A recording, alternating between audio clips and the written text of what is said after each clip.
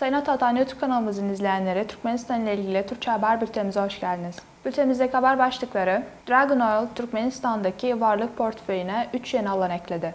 Türkmenistan büyük bir bölgesel muz ihracatçısı olabilir. Son haberimiz, Türkmenistan en ucuz benzine sahip ilk 8 ülke arasına girdi.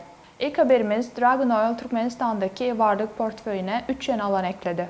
Birleşik Arap Emirlikleri'nin resmi haber ajansı WAM'in haberine göre, Dubai hükümetine ait Dragon Oil şirketi, devlet kurumu Türkmenlevit ile bir mutabakat zaptı imzaladı.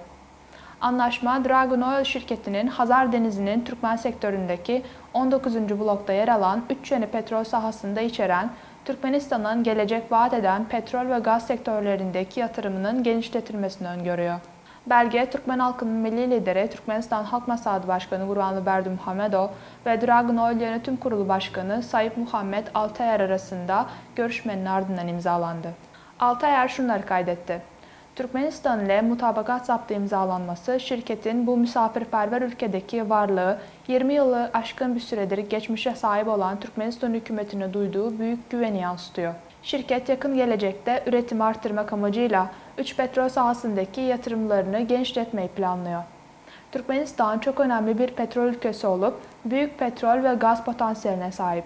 Özellikle şirketin yalnızca Türkmenistan'da 2000'den fazla çalışanı olduğu için bir yandan devletin karlardan elde ettiği geliri arttırarak ve yeni istihdam yaratarak her iki tarafa da olumlu etki yapacak yeni yatırımlar yoluyla buradaki varlığımızı güçlendirmeye çalışıyoruz dedi. Kendisine göre 19. blokta 35 milyon dolar değerinde sismik araştırma yapıldı ve bu da bloğun geleceğini doğruladı. Çeleken sahasının yakınında 3 yeni saha bulunmakta. Sıradaki haberimiz, Türkmenistan büyük bir bölgesel muz ihracatçısı olabilir. Türkmenistan, muz yetiştiriciliği ve Orta Asya ülkelerine ve bölge dışına ihracat konusunda önemli fırsatlara sahip.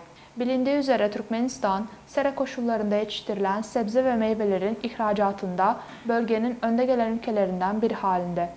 Özellikle sera domatesi üretimi ve ihracatında ülke Orta Asya'da lider konumunda. Şu anda Türkmenistan'ın başlıca muz üreticilerinden Ferhar şirketinin Mareli'nin Sakarçaya ilçesinde 1 hektar alana sahip bir serası var. Ahali'nin Kaka ilçesinde hemsaye şirketi 5 hektarlık bir seraya sahip. Ayrıca bu şirket 2024 yılında muz üretimine yönelik 10 hektarlık serayı daha faaliyete geçirecek. Türkmen girişimcileri genellikle Grand Nain muzunu yetiştirmeyi tercih ediyor. Orta Asya ülkelerinin nüfusunun tüketim gücünün artması nedeniyle muza olan talep de artmakta. Bu arada Türkmenistan'da muz ticareti de artıyor. Bu alandaki istatistiklere bakıldığında ülkenin muz ithalatı 2017 yılında 11.365, 2018 yılında 11.298, 2019 yılında 9.788, 2020 yılında 9.050, 2021 yılında 6.536, 2022 yılında 11.482 ve son olarak 2023 yılında 10.006 son olarak gerçekleşti. Böylece Türkmenistan'ın yıllık muz ithalatı ortalama 10.000 ton. Türkmenistan'ın coğrafi yakınlığı Özbekistan, Kazakistan, Kırgızistan, Afganistan ve İran pazarlarına ürün tedarikini kolaylaştırmakta. Muzların yurt dışından bu ülkelere teslimatı ortalama 30-40 gün sürmekte ve aynı zamanda yüksek nakliye masraflarını da gerektiriyor. Son haberimiz, Türkmenistan en ucuz benzine sahip ilk 8 ülke arasına girdi. Gasoline Price web sitesinin haberine göre Türkmenistan en ucuz benzine sahip ülkeler sıralamasında 8. sırada yer alıyor.